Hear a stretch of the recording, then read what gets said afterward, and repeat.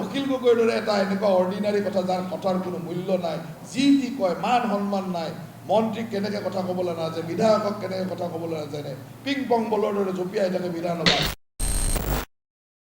নিম্ন গ্ৰেডৰ মানুহ, এই নিম্ন গ্ৰেডৰ মানুহ মই এইকাৰণে কৈছোঁ যাৰ মুখামুখি কৰাৰ সৎ সাহস নাই, অকল সংবাদ মাধ্যমত কাগজৰ বাঘ হৈ থাকিব বিচাৰে। গতিকে বিধানসভাত কয়ে তেওঁ পলাই গুচি গ'ল আৰু বাহিৰত টিভিত আহি আপোনালোকে বাইট দিব। গতিকে আপোনালোকে বুজিব লাগে যে যিজন মানুহে মোক মন্ত্ৰীজনকো ফেচ কৰাৰ সাহস নাই বিধানসভাৰ ভিতৰত, কৈ উঠিয়ে পলাই যায়, সেই মানুহটোৰ কথা আৰু অসমত প্ৰচাৰ কৰে নেকি?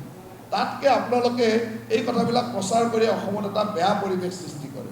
গতিকে তেওঁকে মই সুধিছোঁ যে তেওঁ যদি দুৰ্নীতি কৰিছে তেওঁৱে কৰিব লাগিব তেওঁৰ সমষ্টিত, কাৰণ সমষ্টিৰ কামবিলাকে বিধায়কে চায়। এতিয়া বিধায়কে যদি দুৰ্নীতি কৰিছে তেওঁ কৈ দিয়ক কাৰ কাৰ পৰা টকা পইচা লৈছিলে। তেওঁ বিধানসভাৰ মজিয়াতে কথাটো কৈ পলাই গুচি গৈছে, লগে লগে উঠি গুচি গৈছে, কথাটোৰ উত্তৰলৈ ৰখা নাই। তাৰ মানে বিধানসভাৰ মজিয়াত যে তেওঁ মিছা কথা ক'লে বিটছ অফ প্ৰিভিলেজত আহিব, গতিকে তেওঁ যে লগালগ বিপদত পৰিব সেইটো তেওঁ জানে, সেইকাৰণে তেওঁ ওলাই গুচি গ'ল। ঠিক তেনেদৰে আপোনালোকৰ সন্মুখতো ক'লে, আৰু আমিও কিনো আৰু তাৰ মৰা মানুহটোক আৰু মানহানি কেছ দিম, নিয়মততো মানহানি কেছ দিব লাগে, তাক মানহানি মানেই যাৰ নাই তাৰ কি হানি কেছ দিব, তাৰতো মানেই নাই, সন্মানেই নাই, গতিকে তাক কি আৰু মানহানি কেছ দিব।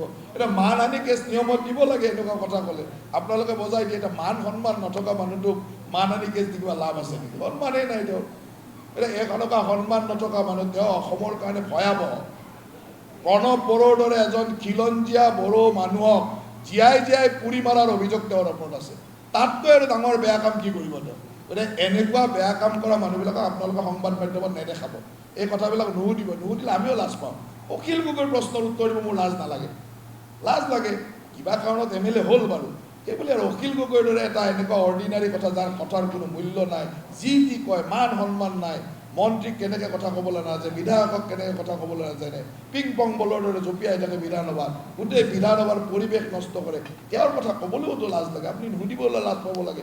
মই সকলোকে অনুৰোধ কৰিম যে এইবিলাক কথা সুধিবলৈ আপোনালোকে লাজ লাগিব।